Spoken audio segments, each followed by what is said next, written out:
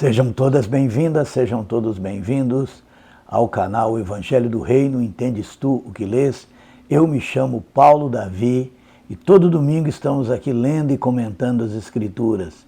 Hoje queremos terminar a carta aos Hebreus, capítulo 13, nas considerações finais do autor dessa carta.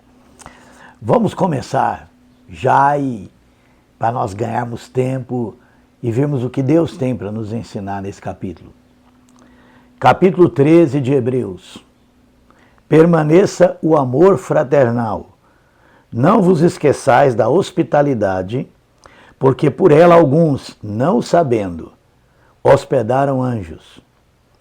Lembrai-vos dos presos, como se estivesseis preso com eles, e dos maltratados, como sabendo vós mesmos também no corpo, como sendo vós mesmos também no corpo. O escritor termina essa carta com aquilo que é mais importante em tudo que ele já tinha escrito e todos os argumentos e comparações e utilização da sombra da lei. Afinal de contas, ele está escrevendo para os hebreus, né? Hebreus que haviam se convertidos a Cristo, na verdade, judeus, né? Que haviam se convertido a Cristo, porque nós temos toda a história, né, do povo de Deus no Velho Testamento, começando ali com Abraão, seguindo ali, né, onde eles eram chamados de hebreus, porque tinham vindo lá da além do rio Eufrates. Por esse nome, o povo foi conhecido durante muito tempo. Depois, a partir de Jacó, que teve seu nome mudado para Israel, passou a ser povo de Israel, né? Formado ali pelas 12 tribos. Você lembra que depois de Salomão, houve o cisma, né? A divisão em dois povos, né? O povo de Israel, que ficou com capital em Samaria, e o povo de Judá, que ficou com Jerusalém. Esse povo de Samaria, esse povo chamado Israel, formado por 10 tribos, desapareceram depois do cativeiro assírio. E o povo de Judá foi levado para o cativeiro da Babilônia, e quando eles voltaram, né, a mando de Ciro, rei da Pérsia, e se estabeleceram novamente ali na região da Palestina, eles passaram a ser chamados de judeus. E aqui é por isso que o escritor dedica a sua carta aos hebreus, né? Isso numa menção de toda a história, né, daquele povo, até quando eles eram judeus, até que eles receberam o Messias. E ele descreve, né, toda essa carta utilizando, né, sombras da lei que apontavam para Cristo. Esse é o grande foco dessa carta, né? Mostrando que Cristo é o cumprimento, né, de todas as profecias, ele é a plena realização de todas os aparatos da lei, as cerimônias, os sacrifícios, e que tudo se cumpre plenamente em Cristo. E aqui ele vai terminar justamente falando sobre a lei de Cristo, a nova lei, né, que Jesus ele entrega essa nova lei lá no Sermão do Monte, numa comparação, né, numa figura comparativa de Moisés, que entregou a lei no Monte Sinai. Então nós temos dois montes, né? O Monte Sinai, lá para os hebreus, né, para o povo de Israel, para os judeus, onde eles receberam a lei, onde Moisés, né, recebe de Deus através de uma visão no monte, e ali ele procura, através da lei que ele escreveu, cumprir aquilo que ele viu no monte, e às vezes até sem o pleno conhecimento de que tudo aquilo apontava para a Cristo, né, a realização de todas as coisas.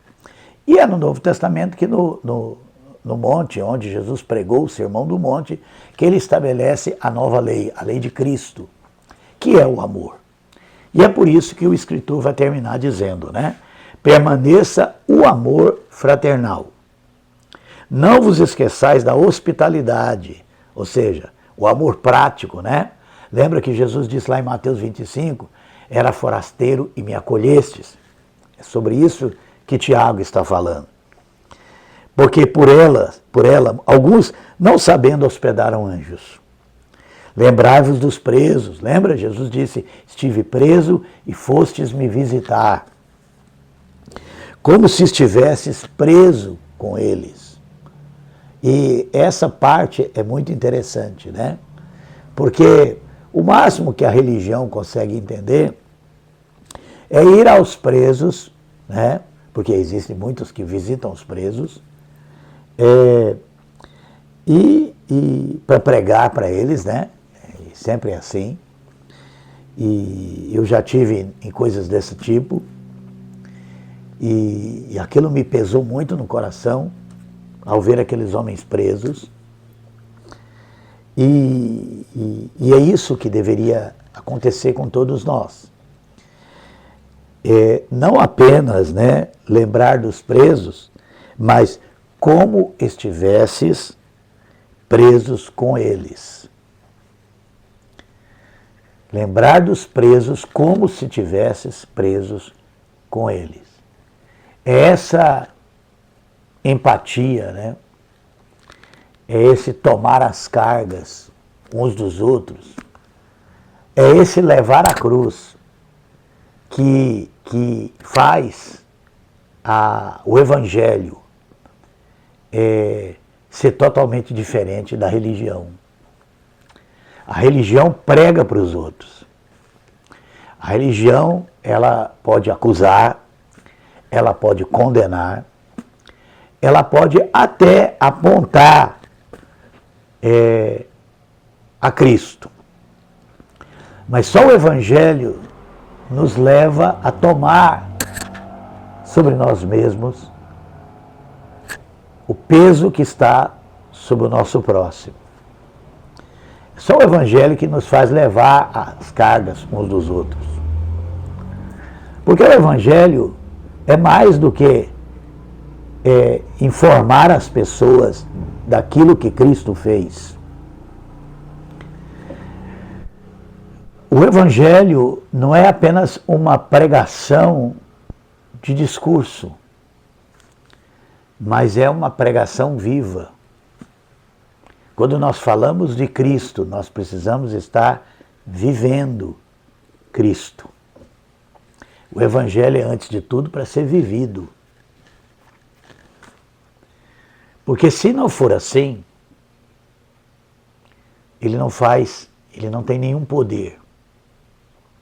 O Evangelho só tem poder quando a cruz que nós anunciamos, nós estamos carregando. Quando nós anunciamos para os outros que Jesus perdoou os seus pecados, nós precisamos nos sentir assim também. Nós precisamos nos identificar com o pecador.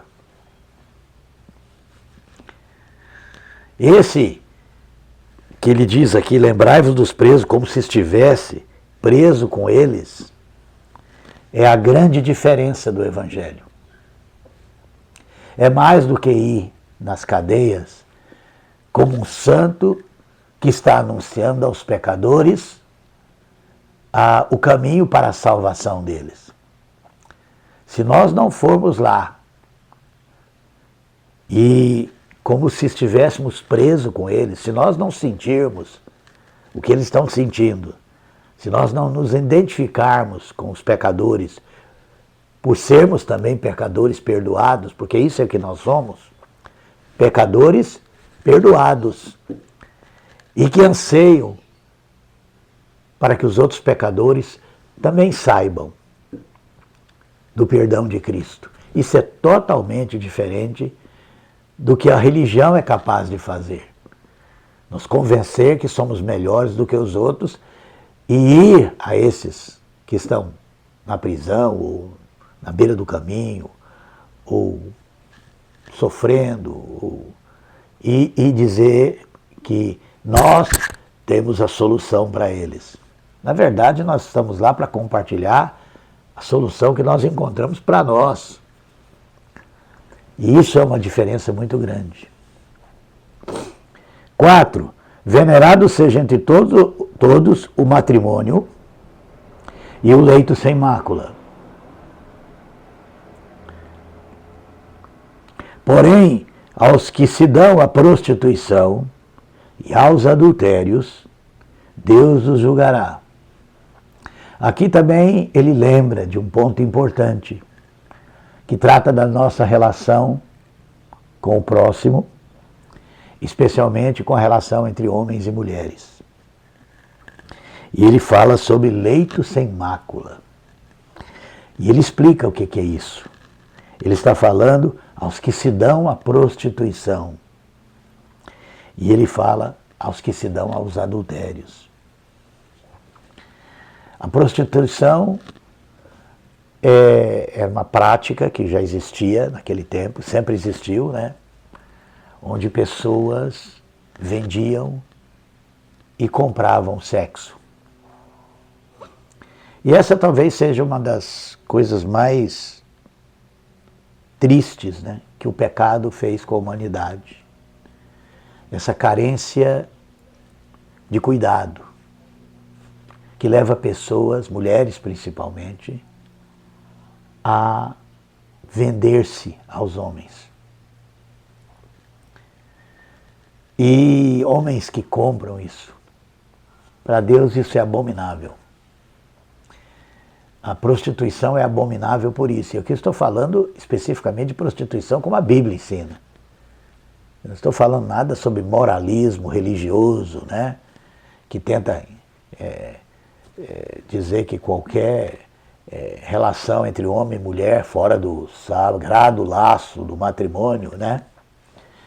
Que no mundo patriarcal é também uma prostituição, porque o casamento muitas vezes é uma compra de uma mulher, né? Ou pelo menos aqueles que estão envolvidos em todo esse espírito mundano de machismo, de patriarcado, acham que as mulheres os pertencem. É uma compra legalizada. É uma prostituição legalizada, muitas vezes. Eu estou falando aqui em qualquer tipo de relação de compra e venda.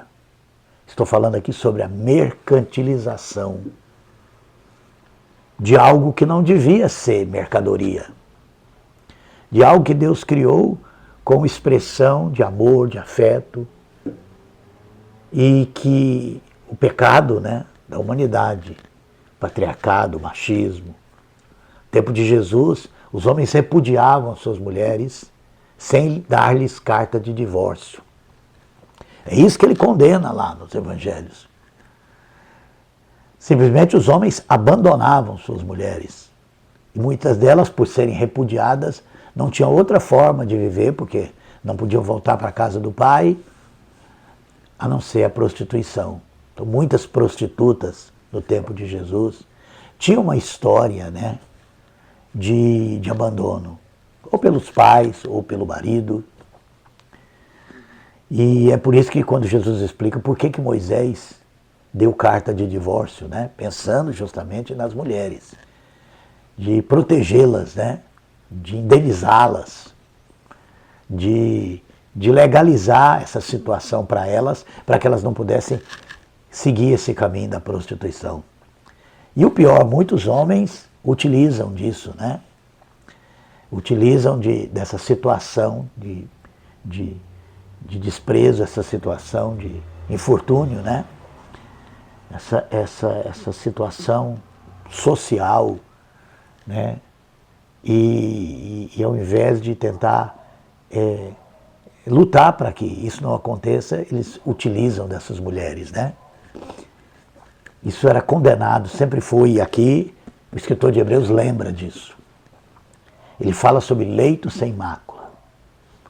Ele fala sobre relações entre homens e mulheres sem mácula. Sem as chamadas segundas intenções que nós já mencionamos no capítulo anterior, né? E o adultério, né? Que é a infidelidade, né? A traição, né? Tudo isso peca contra o amor. Esse é o ponto. O escritor aqui começa falando, lembrai-vos do amor, e ele vai citando. E é muito importante que nós mencionemos isso, né? Que as relações entre homens e mulheres devem ser relações de amor, e não de uso, e não de abuso, e não mercantis. E acima de tudo, de lealdade, de fidelidade, porque o amor é leal, o amor é fiel.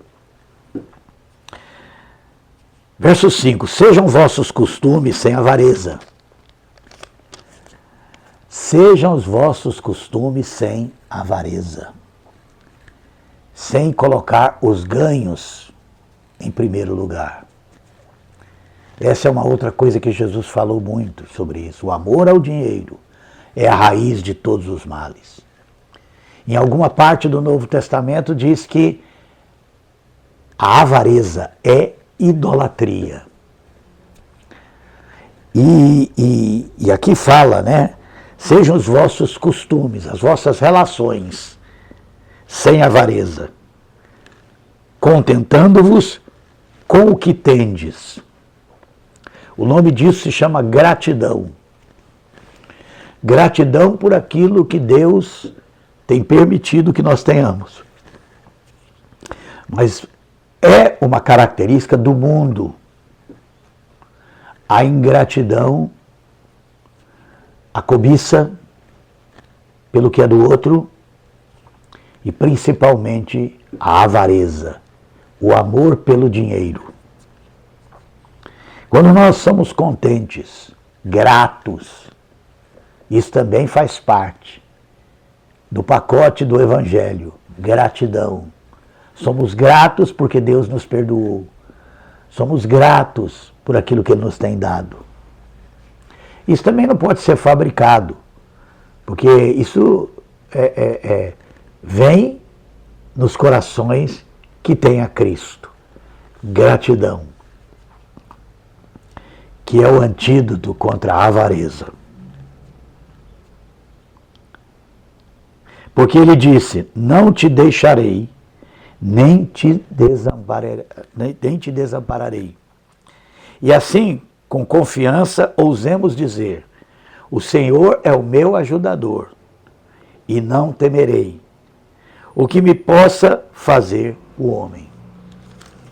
Lembrai-vos dos vossos pastores, que vos falaram a palavra de Deus. Eu gosto muito disso aqui, porque o escritor é cirúrgico ao tratar desse assunto. Nós sabemos que isso aqui tem sido distorcido por muitos. Mas olha o que ele diz. Lembrai-vos dos vossos pastores. Quem são os nossos pastores? Já parou para pensar nisso?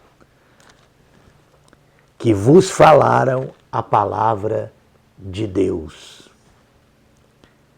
A fé dos quais imitai, atentando para a sua maneira de viver. Presta bem atenção, aqui ele estabelece um critério para o que ele chama de pastores, que nós sempre devemos lembrar. Primeiro, aqueles que nos anunciaram a palavra de Deus.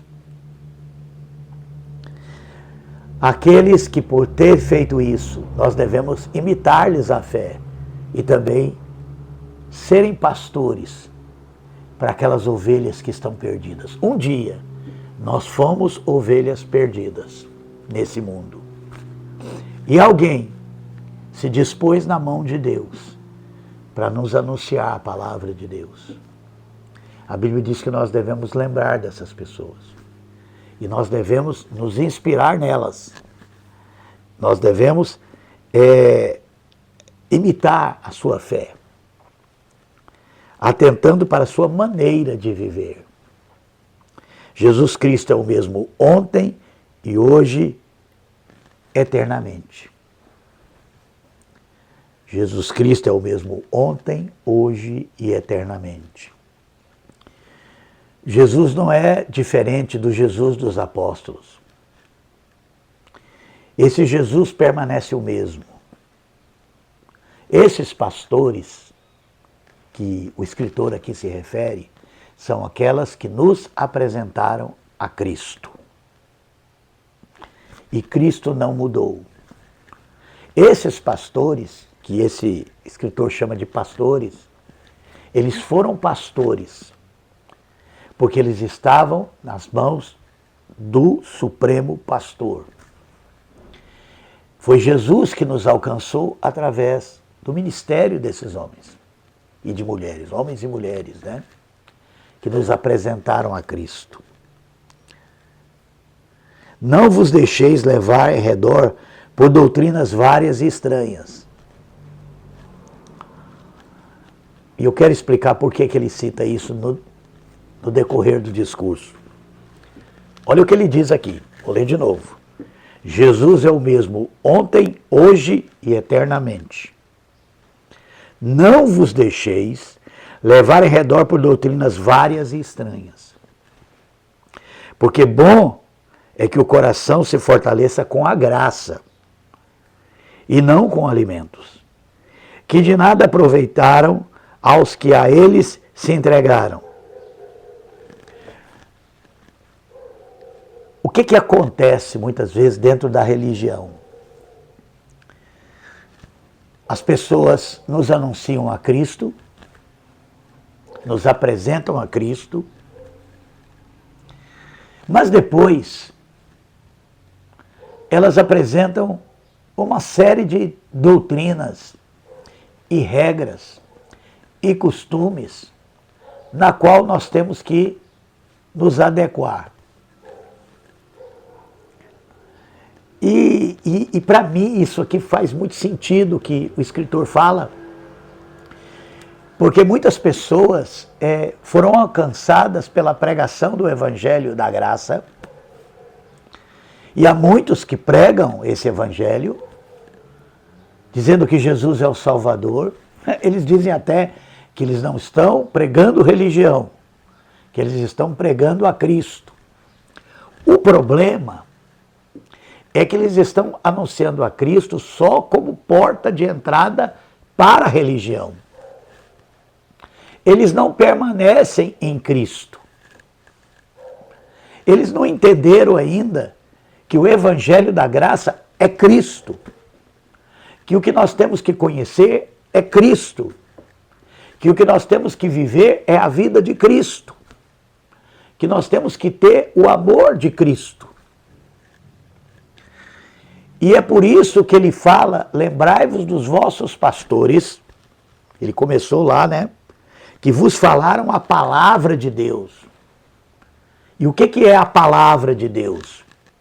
A religião vai dizer, a palavra de Deus é a Bíblia. A palavra de Deus é a Bíblia.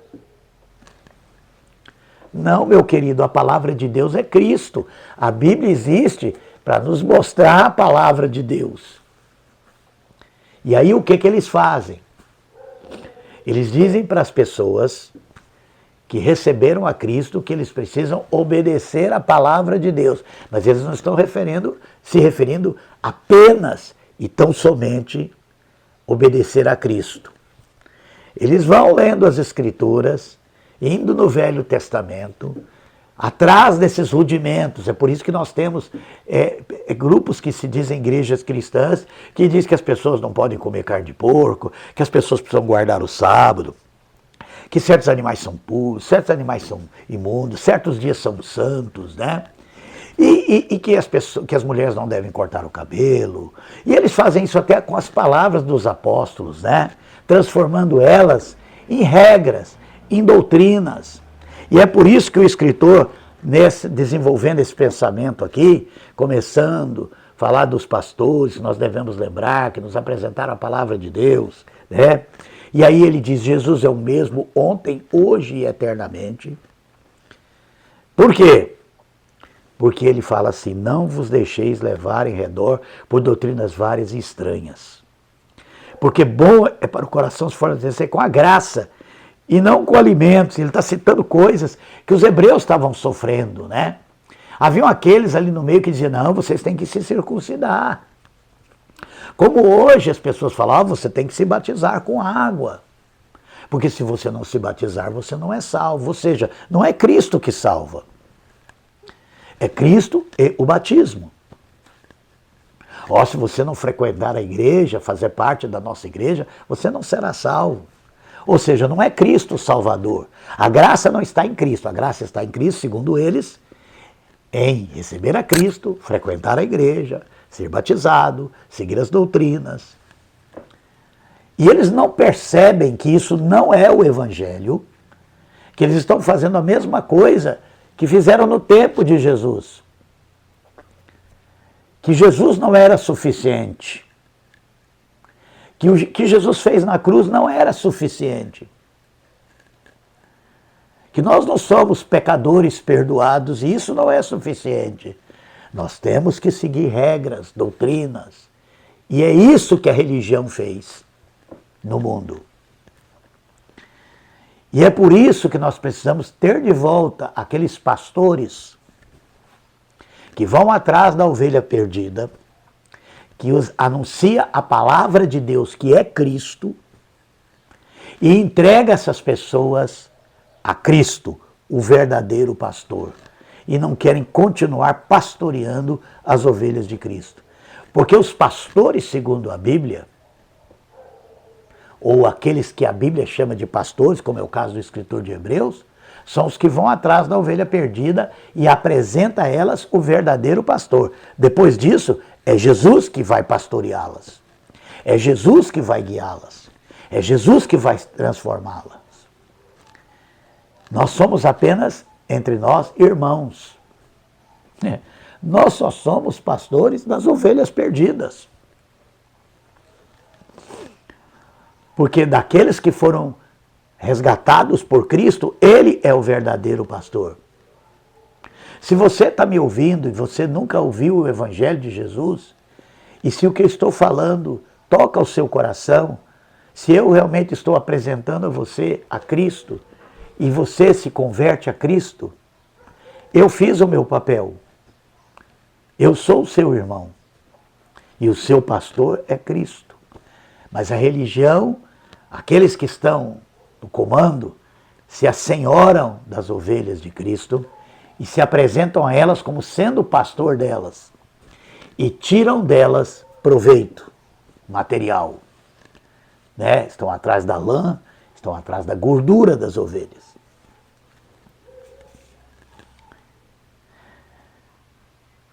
Verso 11, ele vai explicar algo agora, importante. Porque os corpos dos animais cujo sangue é, pelo pecado trazido pelo sumo sacerdote para o santuário, são queimados fora do arraial. E por isso, não, vamos antes, verso 10, desculpa. Temos um altar, olha o que ele diz aqui. Temos um altar de que não tem direito de comer os que servem no tabernáculo. Temos um altar de que não tem direito de comer os que servem ao tabernáculo. Porque os corpos dos animais cujo sangue é pelo pecado trazido pelo sumo sacerdote para o santuário, são queimados fora do arraial. É por isso também Jesus, para santificar o povo pelo seu próprio sangue, padeceu fora da porta. Saiamos, pois, a ele fora do arraial, levando o seu vitupério. Olha, isso aqui para mim é muito importante. Se nós, que nos dispomos nas mãos de Deus a anunciar o Evangelho de Cristo, nós precisamos também sair do arraial. Nós não temos direito de participar dos corpos dos animais.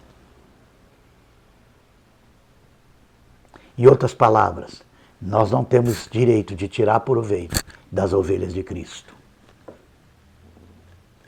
Jesus foi crucificado fora da porta. E nós então devemos sair fora também. Sair fora é justamente isso que eu estou falando. Se nós apresentamos a Cristo para as pessoas, nós devemos entregar elas nas mãos do verdadeiro pastor e não tentar continuar sendo pastor dessas ovelhas. Portanto, ofereçamos sempre por ele a Deus. Não, perdão. Porque não temos aqui cidade permanente, mas buscamos a futura. Portanto, ofereçamos sempre por ele a Deus sacrifício de louvor, isso é, o fruto dos lábios que confessam o seu nome. Esse é o louvor que Deus busca, que confessa o seu nome, não o nosso. E não vos esqueçais das beneficências e comunicação, porque com tais sacrifícios Deus se agrada. Ou seja, da comunhão, de estender a mão, de acolher, do estar juntos. Obedeçai a vossos pastores e sujeitai-vos a eles, porque velam por vossas almas, como aqueles que hão de dar contas deles, para que o façam com alegria e não gemendo, porque isso não vos seria útil. Aí sim faz sentido o que ele fala. Obedecei os vossos pastores, ouvi o que eles têm para dizer, porque eles não estão buscando ovelhas para eles. Eles estão apresentando a Cristo. Eles estão nos ensinando os primeiros passos do caminho cristão. Então precisamos ouvi-los. E precisamos obedecer quando eles nos dizem que nós devemos nos arrepender, que nós devemos nos entregar a Cristo, que nós devemos seguir a Cristo como pastor, que nós devemos ouvir a voz do Espírito. Esses são verdadeiros pastores. Mas aqueles que se colocam numa posição de comando do rebanho, ou de cobertura espiritual, como eles dizem, como se eles fossem os pastores, né? Isso vem desde o catolicismo romano, com figuras como Papa, padres, sendo que o próprio Jesus disse a ninguém chamei de pais, um só é o vosso Pai. E no protestantismo também, essas pessoas que carregam o pastor como título, pastor fulano, pastor beltrano, e às vezes seguem no mesmo caminho do catolicismo, né? Bispos e apóstolos e esses títulos de governo, de nobreza entre o povo de Deus. Não é isso que é o pastor bíblico. Orai por nós, porque confiamos que temos boa consciência, como aqueles que em tudo querem portar-se honestamente. E rogo-vos com instância que assim o façais, para que eu mais depressa vos seja restituído. Ora, o Deus de paz, que pelo sangue da aliança eterna tornou a trazer dos mortos o nosso Senhor Jesus Cristo, grande pastor das ovelhas, vos aperfeiçoe em toda boa obra, para fazeres a sua vontade, operando em vós o que perante ele é agradável por Cristo Jesus, ao qual seja glória para todos sempre. Amém. Rogo-vos, porém, irmãos, que suportais a palavra dessa exortação, porque sobriamente vos escrevi. Sabei que já está solto o irmão Timóteo, com o qual, se ele vier depressa, vos verei. Saudai a todos os vossos chefes e a todos os santos.